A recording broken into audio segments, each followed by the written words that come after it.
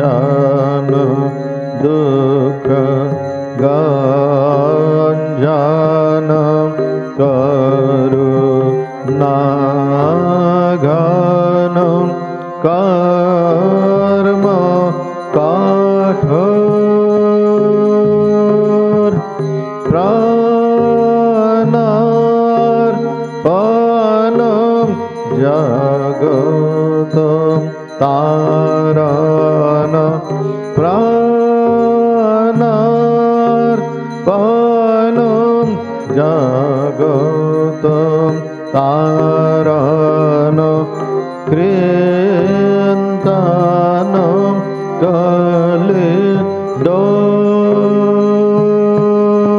कलिदोर वाञ्छनं काम काञ्चनं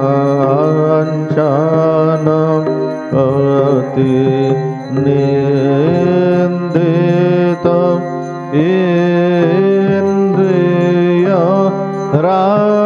इन्द्रियराग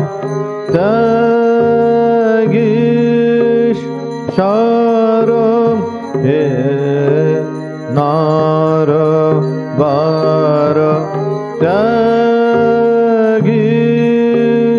त्यागीशरं हे नारवार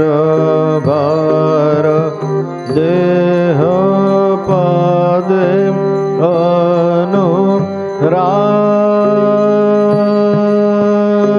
अनुराग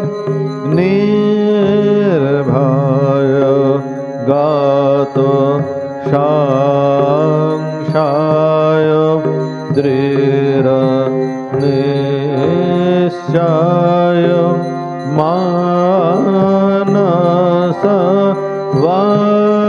मानसवान्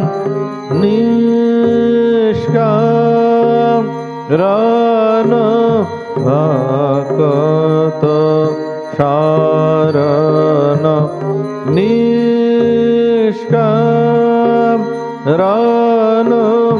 भक्त शरण त्यजि जाति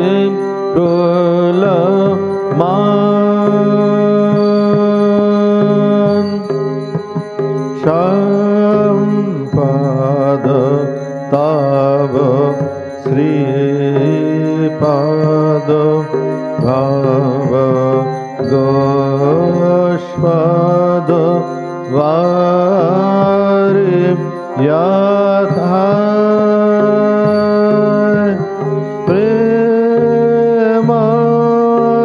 प्रेमार्पणं समदर्शन प्रेमार्पणं समदर्शन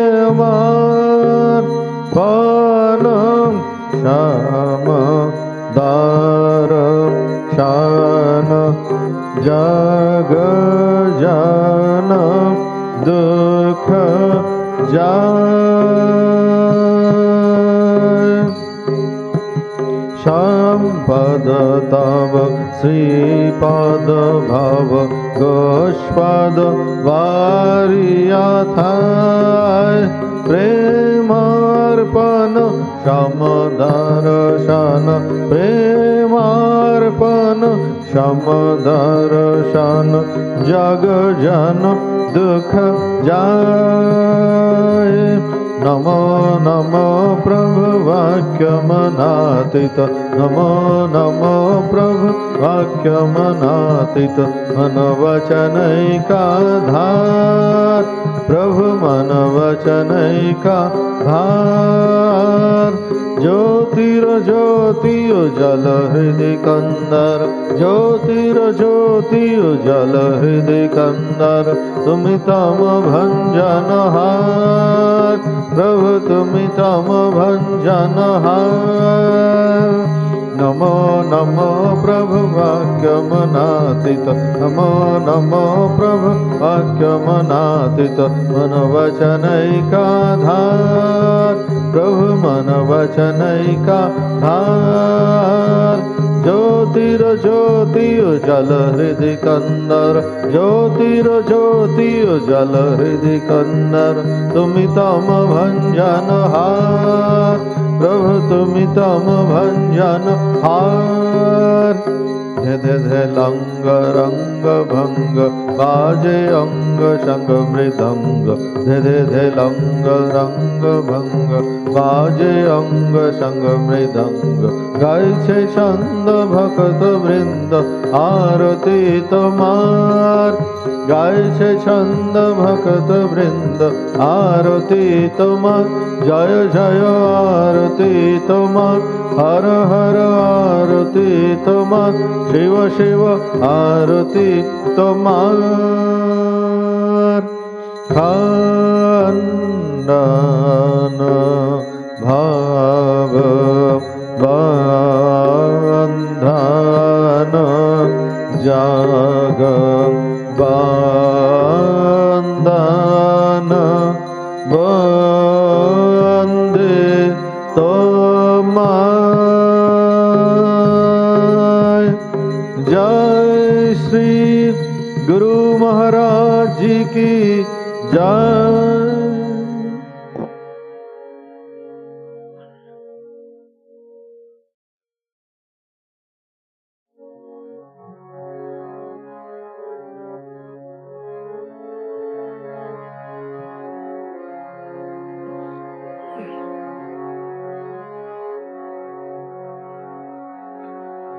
ओम ह्रीं ऋतं त्वमचलो गुणजित् गुणेभ्यः नक्तं दिवं सकरुणं तव पादपद्मं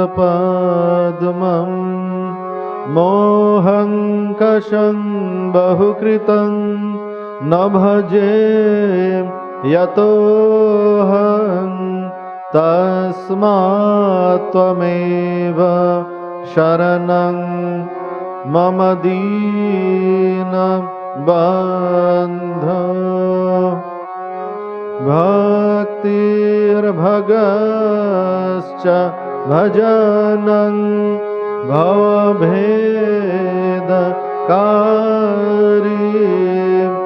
गच्छन्तलं सुविपुलं गमनाय तत्त्वं वक्त्रोद्धृतोऽपि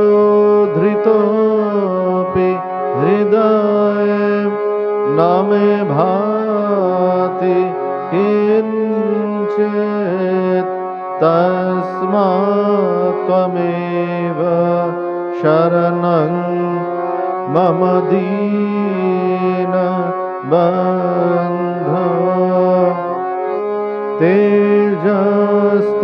तेजस्तरन्ति तरसां त्वयि तृप्त तृष्णां रागे कृते ऋतपथे त्वयि राम कृष्णे मर्त्यामृतं तव पदं मरणोर्मि नाशन् तस्मात् त्वमेव शरणं मम दीन बन्धो। कृत्यं करोति कलुषं कुहकान्तकारी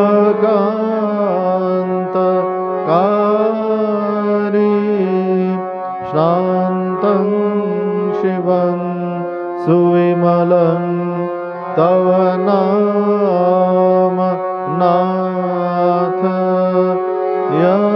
यस्मादहं त्वशरणो जगदेक गम्या तस्मात् त्वमेव शरणं मम दीन बन्धो। ॐ स्थापकाय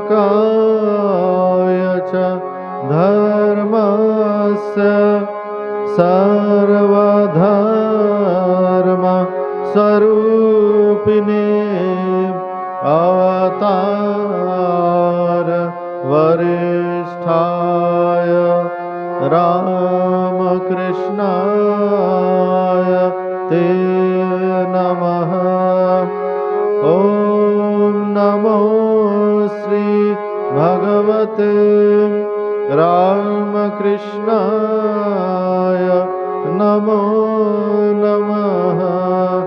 ॐ नमो श्री भगवते रामकृष्णाय नमो नमः। ॐ नमो श्री भगवते रामकृष्णाय नमो नमः।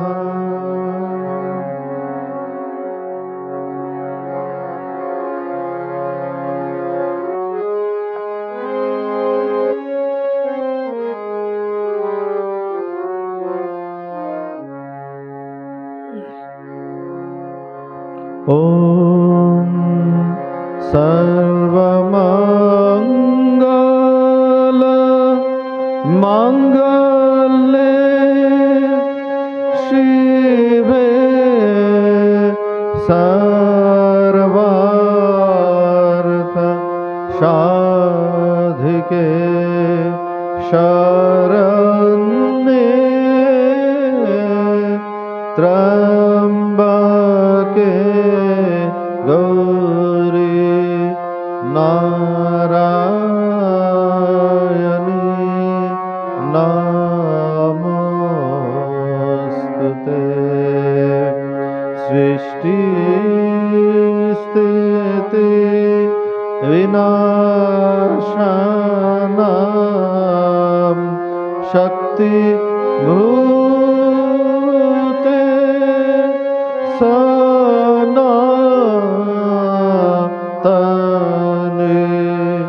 गुणाश्रये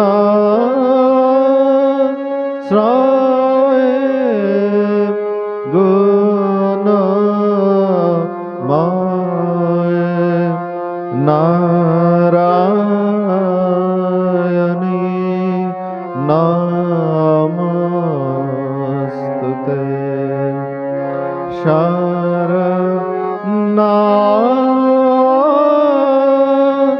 शरणागत दीनार्त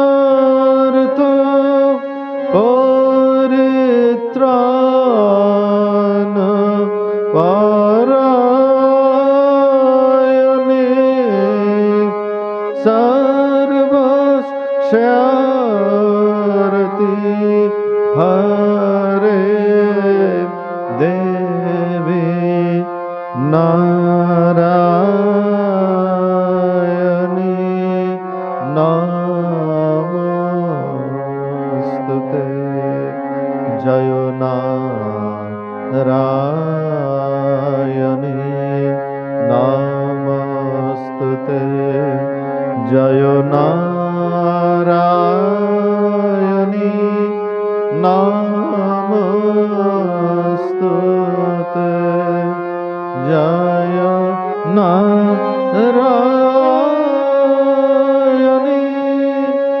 नमोस्तुते।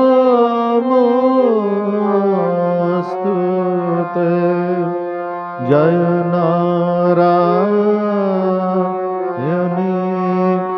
नमोस्तुते।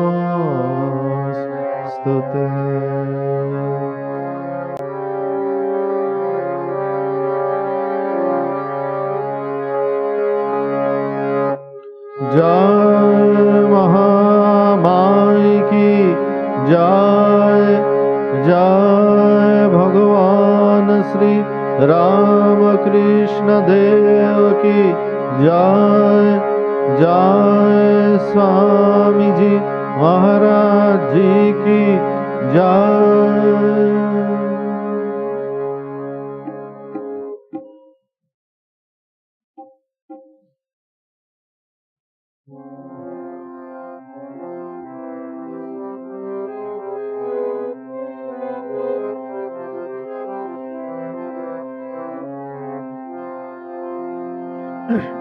प्रकृतिं परमां अभयां वरदां नररूपधरां जनतापहरां शरणागतसेवक तोषकरीं प्रणमामि परां जननीं जगतां गुणहीनसुतान् अपराधयुतान् कृपयाद्य समुद्धर मोहगतान् तरणीं भवसागर पारकरीं प्रणमामि परां जननीं जगतां विषयं कुसुमं परिहृत सदा चरणामृत शान्तिशुधां पिब भृङ्गमनो भवरोगहरां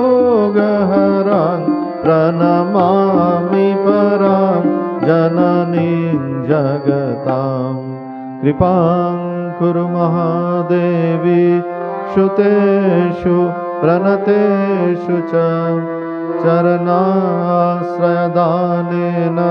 कृपामयि नमोऽस्तु ते लज्जापटावृते नित्यं शारदे ज्ञानदायिके पापेभ्यो न सदा रक्ष कृपामयि नमोऽस्तु ते रामकृष्णगतप्राणां तन्नाम श्रवणप्रियां तद्भावरञ्जिताकारां प्रणमामि मुहुर्मुहुः पवित्रं चरितं यस्य पवित्रं जीवनं तथा पवित्रता स्वरूपिण्यै तस्यै दिव्यै नमो नमः देवीं प्रसन्नां प्रणतां त्रिहन्त्रीं योगीन्द्रपूज्यां युगधर्मपात्रीं तां शारदां भक्तिविज्ञानदात्रीं दयास्वरूपां प्रणमामि नित्यम् स्नेहेन बध्नासि मनोस्मदीयं दोषान् शेषान् सगुनीकरोषि अहेतुनानो दयशेषदोषान् साङ्ख्ये गृहीत्वा यदिदं विचित्रं प्रसीद मातर् विनयेन याचे नित्यं भव स्नेहवती श्रुतेषु प्रेमैकबिन्दुं चिरदग्धचित्ते विषिञ्च चित्तं कुरु न सुशान्तम् जननीं शारदां देवीं रामकृष्णं जगद्गुरुं पादपद्मे तयो श्रित्वा प्रणमामि मुहुर्मुहुः प्रणमामि मुहुर्मुहुः।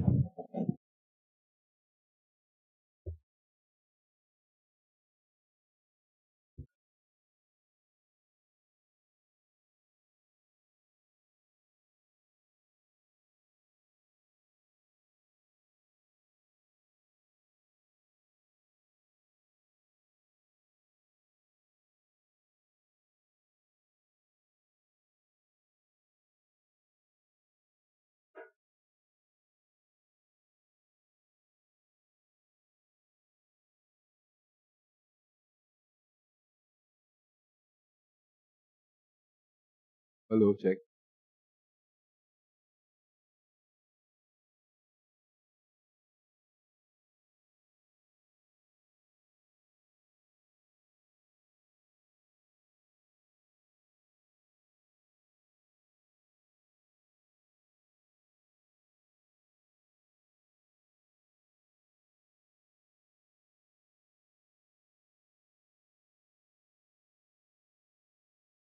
Namaste Atirajaya Vivekananda Sure Sachit Sukhasvarupaya Swamine Tapaharine.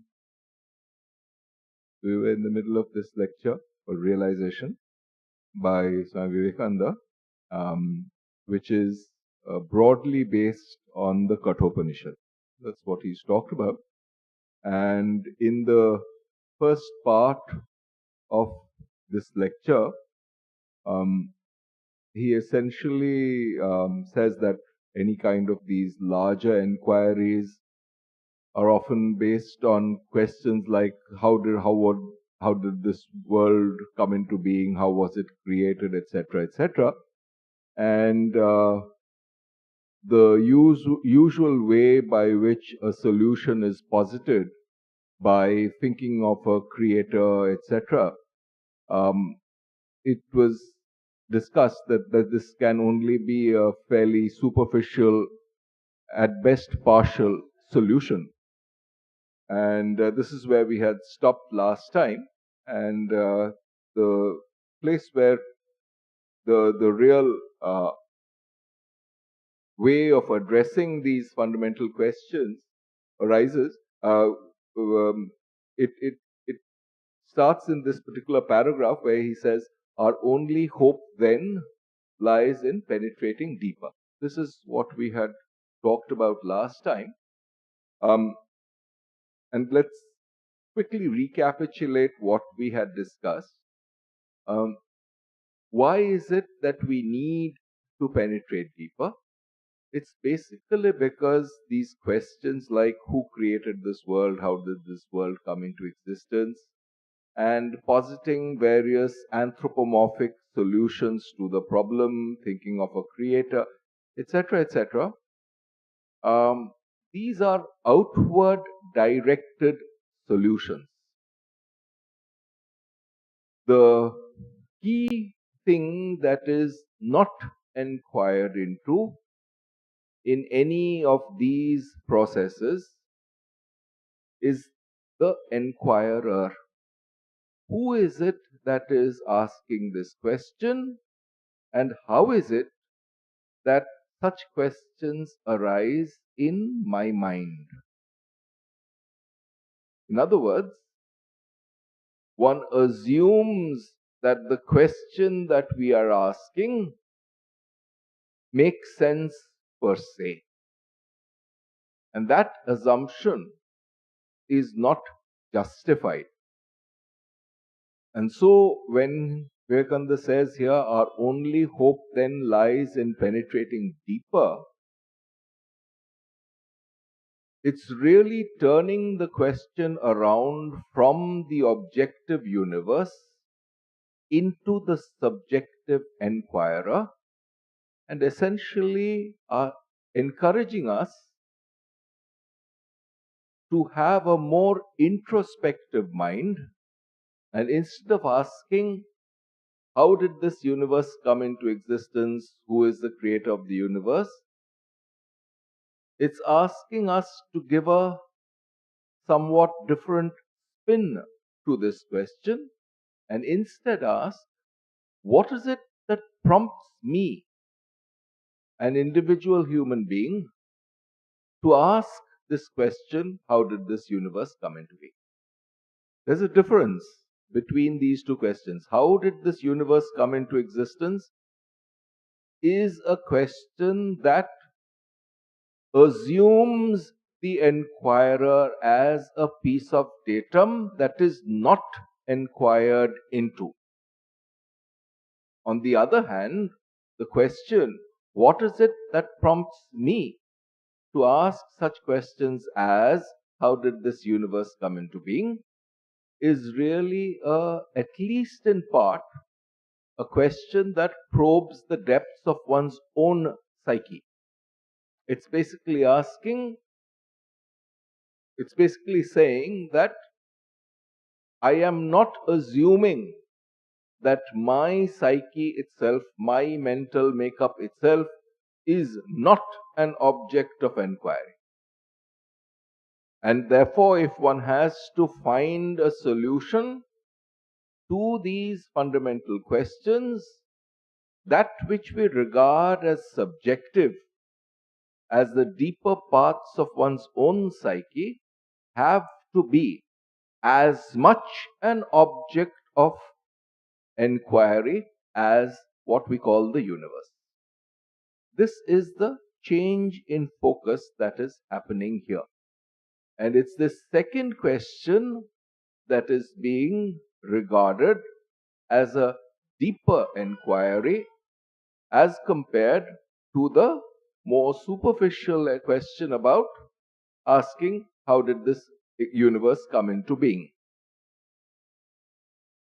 It is in and through this process where the subjective enquirer is put on the table as an object of enquiry itself, that the question acquires greater significance, greater depth. The more superficial way of asking questions gives rise to various ideologies, various theologies. In that sense, the tentative answers given by various organized religions, various ideologies, are at best answers that dulls our sense of enquiry and essentially asks us to believe in this without further enquiry. In some sense, it's not something that is conducive to a mind whose primary object is truth seeking. If a mind is happy with a narrative, with a story, then such answers are fine. Theologies are fine. Ideologies are fine.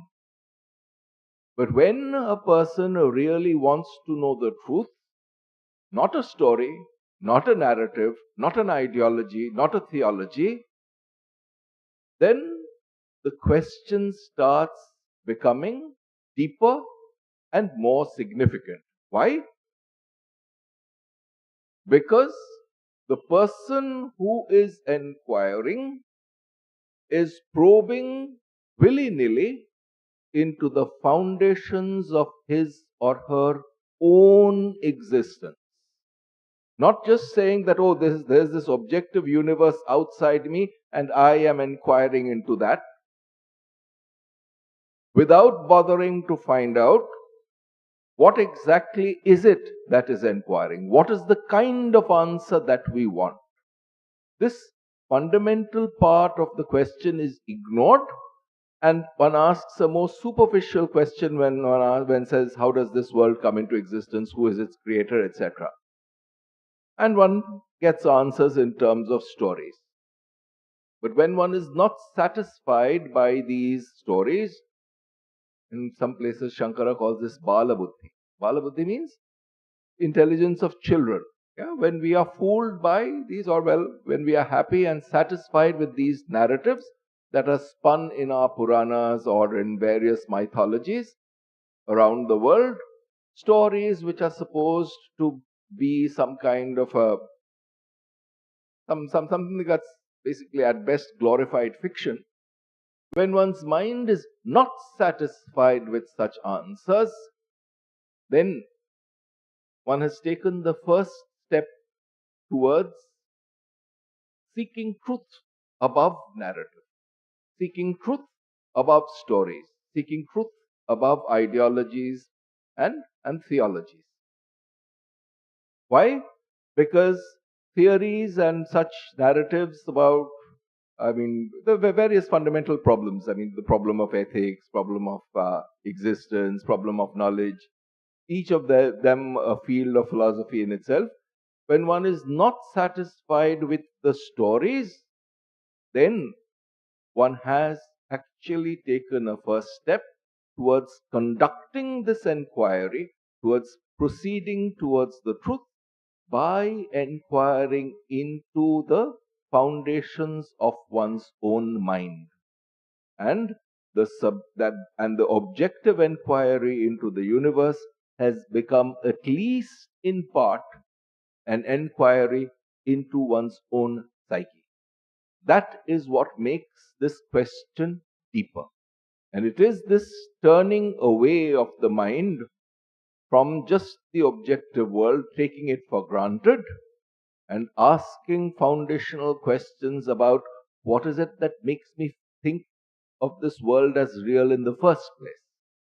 This kind of question, what is it in me? What is it the foundation of my own psyche that grants this reality value to the world around me? That is what makes the question deeper, and this is really where all spiritual striving really begins. And he expands on that.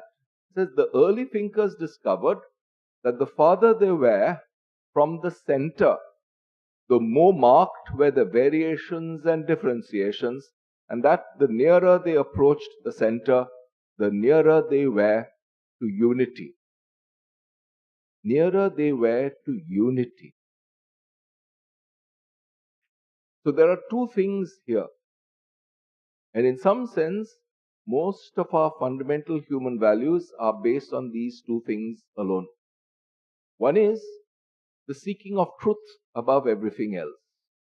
Second, the seeking of unity. At a certain level, these two things, unity is what gives rise to these ideas of non-violence, ahimsa, etc., in day-to-day life. And truth, I mean, ahimsa and satya, these are regarded as two of these cardinal values. In a certain sense, these two values are not different. So when we say that something is true, we are actually seeking something that is universal in the human psyche, which means that the individual mind is not going to posit an opinion or a point of view, and it's not going to put that forward as true. So, for instance, I mean, the law of gravity. It doesn't matter whether one is on the North Pole, an inhabitant of the Amazon rainforest, or living uh, in a city in India, or a monkey hanging around in some forest. The laws of gravity are universally applicable to all these creatures, not only on the earth, but planets moving around the sun, stars moving in galaxies, and so on.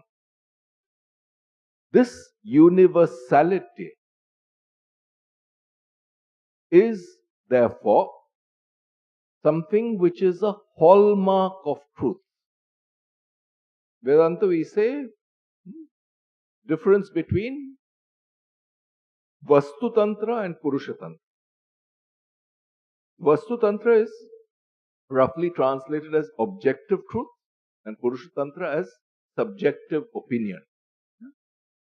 And when we are asking for truth, what we are really doing is we are cutting through these encrustations of opinions and trying to get at an understanding of reality, whatever that means, without personal prejudice, without personal bias. And as soon as one gets at such things, bereft of personal prejudice, bereft of personal bias, what is happening is that what one is seeking is something that is universal, not conditioned by individual mind. which means we are de-anthropomorphizing. We are trying to move subjectively beyond the conditioning of our individual minds. So, on the one hand, we are interested in the truth. On the other hand, we are interested in unity or universality. And in the final reckoning, these two values that we seek are the obverse and reverse of the same coin. The seeking of truth leads to seeking of universality and hence unity. The seeking of universality and unity leads to the seeking of truth. So these two values, unity and truth, phrased in different ways, this is really whatever is at the core of any spiritual striving, and certainly at the core of any of these Upanishads. And so Vivekananda is giving the background to the Kathopanishad here. What exactly is its thrust? What exactly is it trying to convey? This is something that he has talked about here. The nearer we are to the center of the circle, the nearer we are to the common ground in which all the radii meet. And the farther we are from the center, the more divergent is our radial line from others. The external world is far away from the center, and so there is no common ground in it where all the phenomena of existence can meet. At best, the external world is but one part of the whole phenomena. There are other parts, the mental, the moral, and the intellectual, the various planes of existence, and to take up only one and find a solution of the whole out of that one is simply impossible. We first, therefore, want to find somewhere a center from which, as it were, all the other planes of existence start, and standing there, we should try to find a solution. That is the proposition. And where is that center? Where is the locus of unification? Where is the locus of truth? See, if we try to put forward objective criteria for the testing of truth, that's all fine. But at a certain level, we need to understand that these are milestones on the way towards finding truth, milestones on the way towards finding unity. The center has not been reached. Therefore, we have these external objective criteria for the testing of truth, for the testing of unity. But the center is still something that we are seeking. Truth is still something we are seeking, though we have posited certain criteria. See, this is at a somewhat more refined level. The first part where he dismisses theology, mythology, ideology, various doctrines and dogmas of organized religions, that's one step. But at the next step, it's possible for us to put forward various intellectual ideas as conditions for evaluating truth. This is an argument and this is a thought that has been going on for ages. Field of epistemology. What constitutes truth? What constitutes correct knowledge? Pramana in Sanskrit. And then various criteria are put forward. It's to say that the criterion itself is the truth is to mistake the milestone for the goal. So the milestone basically says, okay, so you follow this, use these criteria, but these criteria do not define truth completely. In order to get at it, further deeper inquiry is necessary. So at first stage, it's essentially removing from our mind the tendency to create narratives, create stories, and regard them as true. the more refined truth-seeking mind, even after it has gotten over this tendency of the general mind to catch hold of stories and pass them off as truth, what it does, it puts forward intellectual doctrines, intellectual criteria, and then argues on the basis of these criteria themselves without realizing that these criteria were meant as tentative steps towards truth. The seeking of truth in the human heart remains even after we have put forward clear intellectual doctrines. So at this stage, it is essentially understanding that these things, these deeper philosophical statements are also not an end in themselves, but are steps towards this truth that inspired our original enquiry. Yeah. So, in fact, in the Brihadaranyaka, there is this one statement: Tatra Veda Aveda Bhavanti. Vedas are the source of knowledge. But at that stage, when one is getting at the truth itself, these sources of knowledge have become sources of non-knowledge.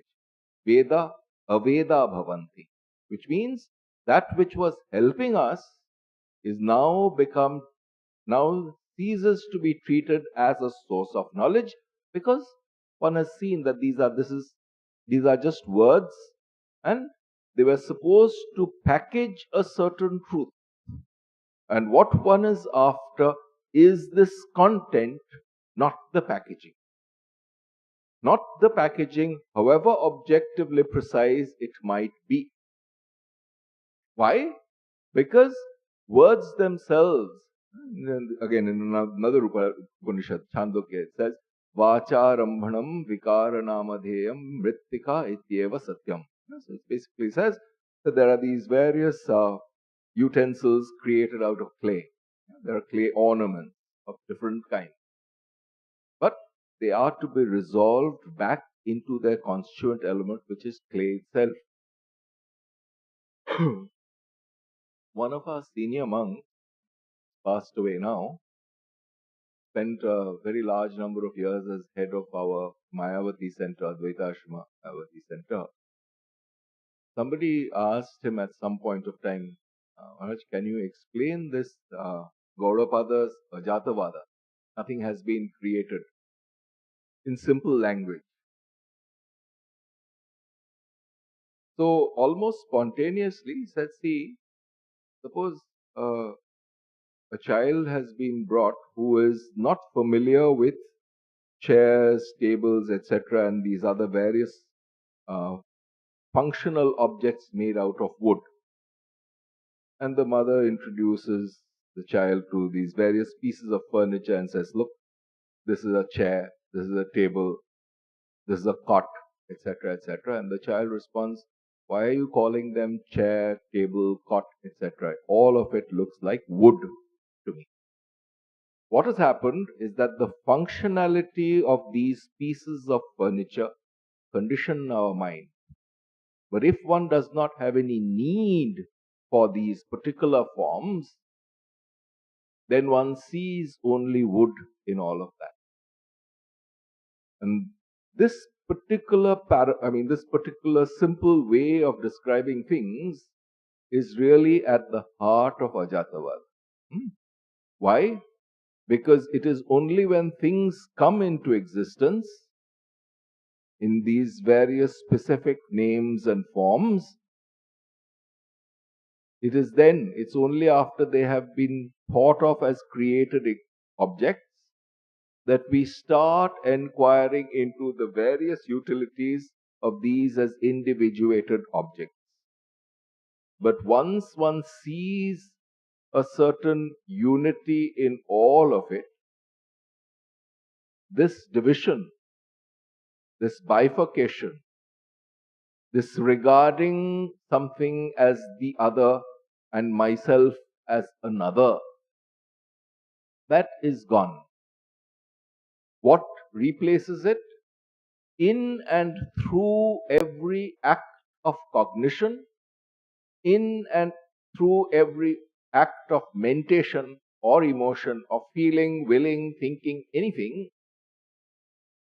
the divisions of the mind into various forms is regarded as secondary, unimportant, not significant. What is important is that there is this cognition going on, and the essential part of that is the conscious principle, not the individuated cognition.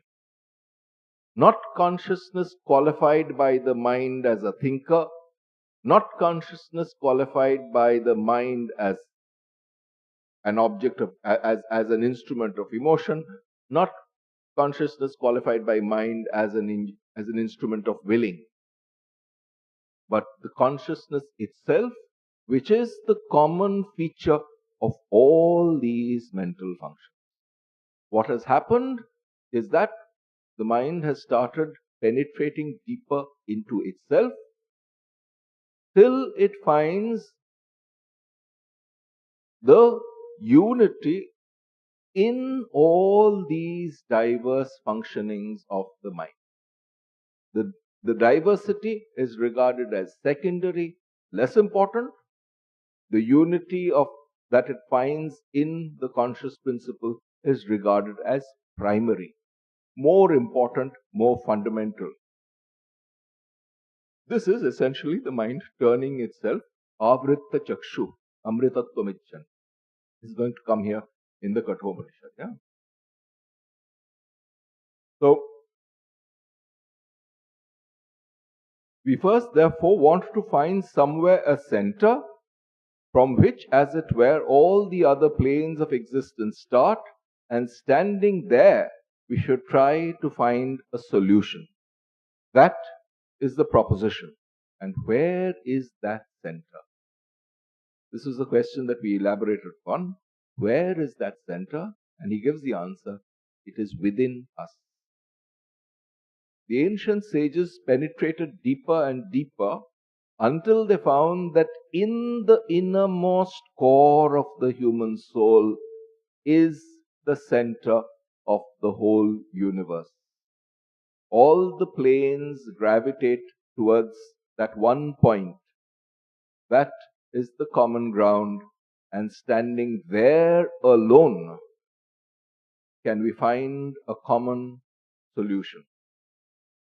So the question, who made this world, is not very philosophical, nor does its solution amount to anything. They're fairly drastic statements. And essentially, what he is saying here is that the answers provided by various mythologies, Puranas, doctrines, dogmas, various theologies, these do not stand up to the inquiring mind. To the serious inquiring mind, these are not very significant, not very important. And wherein then do we need to seek the answer? Within the deepest recesses of our own heart, what is called the soul, which means basically the essential part of our own being, where the various aspects of ourselves are getting unified.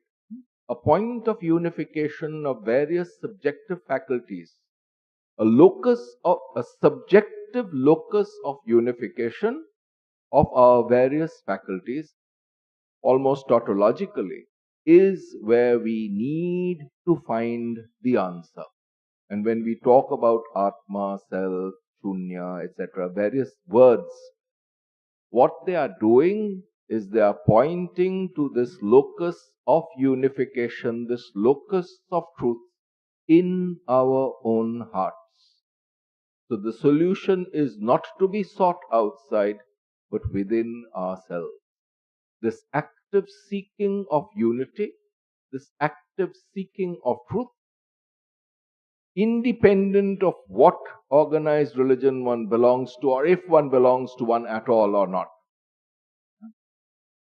Therein, in that enquiry, in that process of enquiry, is hidden the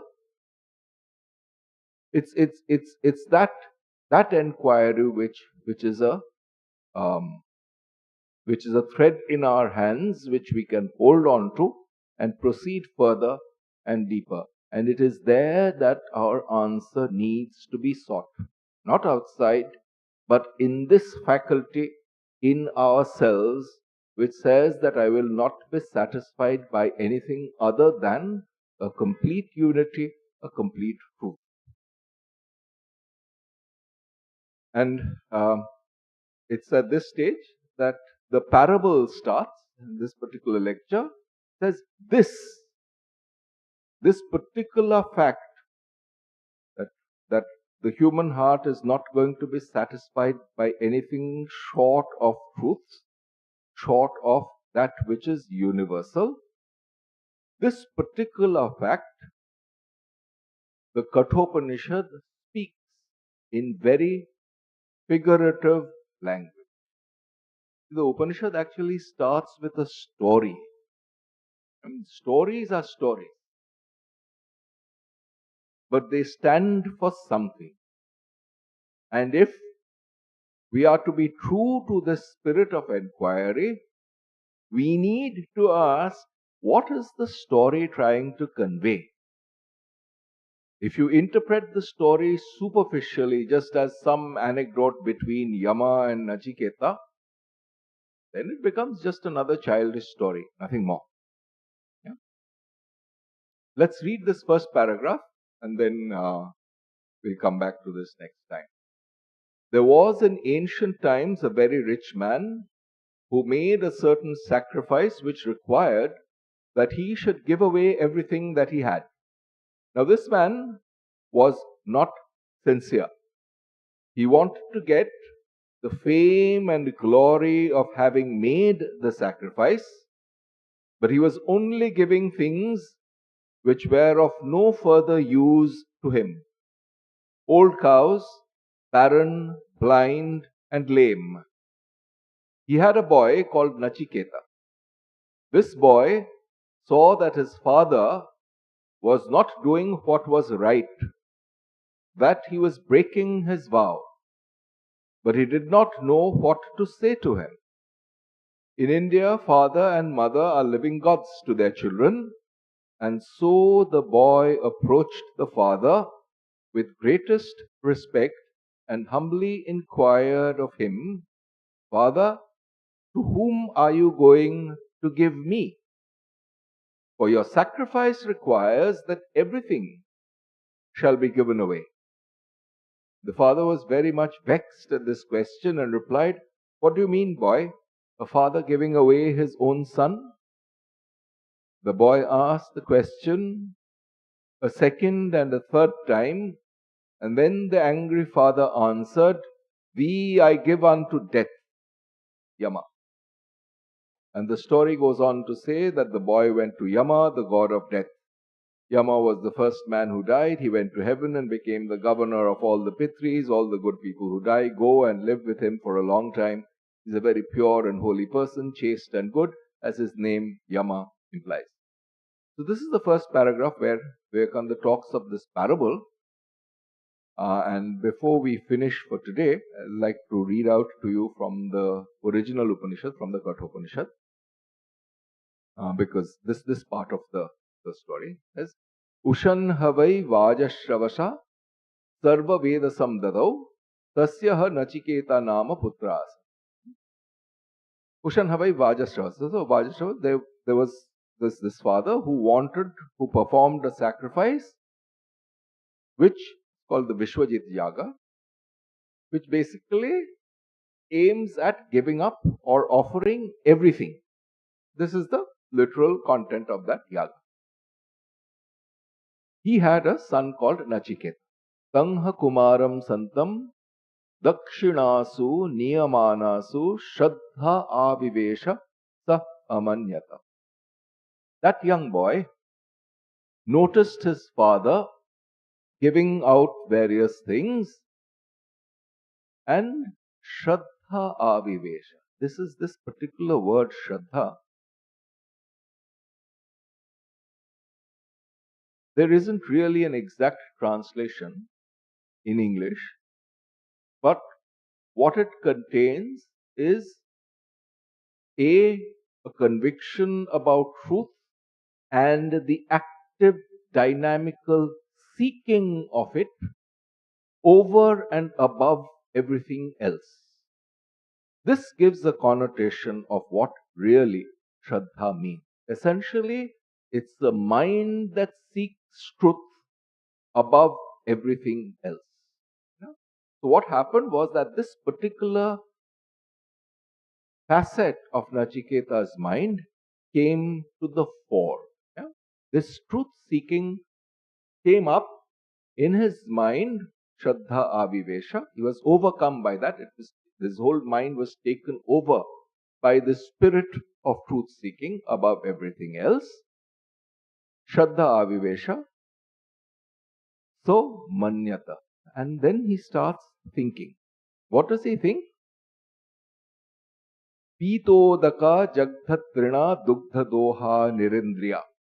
Pitodaka. That means Udaka is water. Pita is having drunk. Jagdha is having eaten. Trina is grass. Dugdha Doha. Dugdha is milk.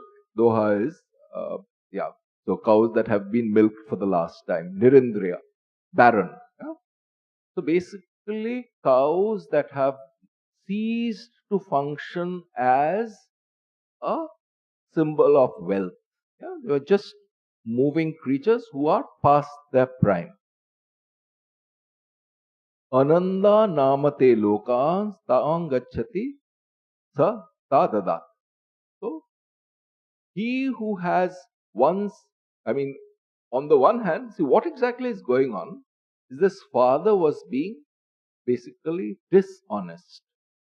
He is essentially performing a particular yaga where he is supposed to give away his all. What is he doing? He is basically giving away things which are useless, things for which he has no further use.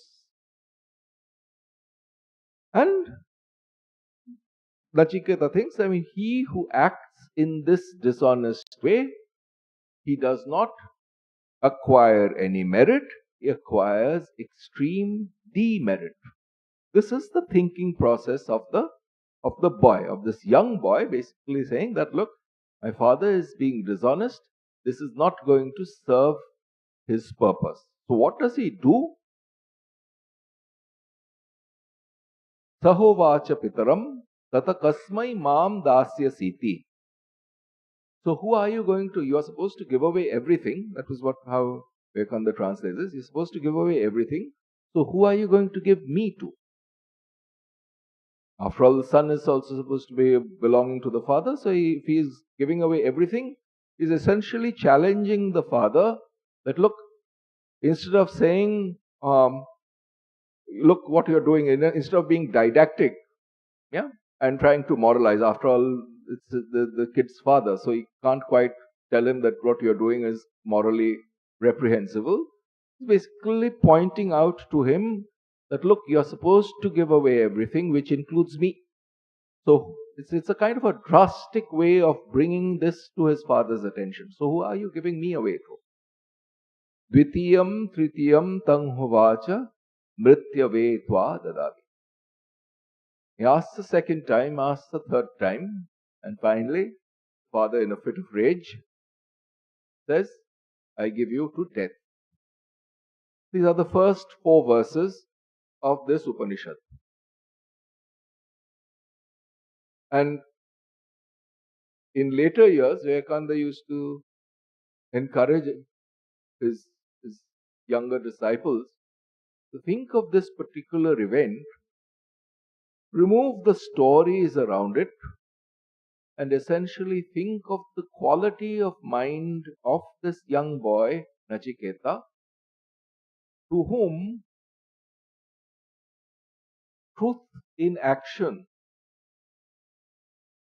was of supreme importance. We use this expression integrity.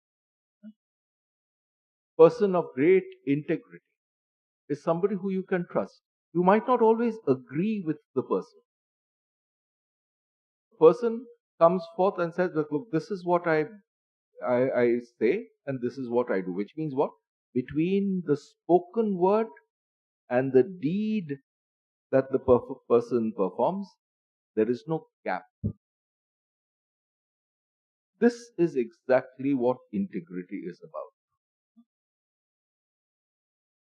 In other words, one can question that person, and then at the end of the day, yes, there are these pros and cons, but after having weighed all the pros and cons, I have decided that this is the right path for me, and this is how I am going to act. It is this integrity carried out in practice, yeah, that is this external manifestation of this great and noble quality, Shraddha, where one is seeking truth not just mentally, but in and through every step in one's life. Actions, deeds, thoughts, words, all of them focused on truth above everything else. This dynamical commitment, this dynamism in life, inspired by this value of truth or unity, whichever way you look at it, is exactly what Shraddha is about. So we'll return to this next. Om Shanti Shanti Shanti Harihi Om Tat Sat Shri Ramakrishna Arpanamastu.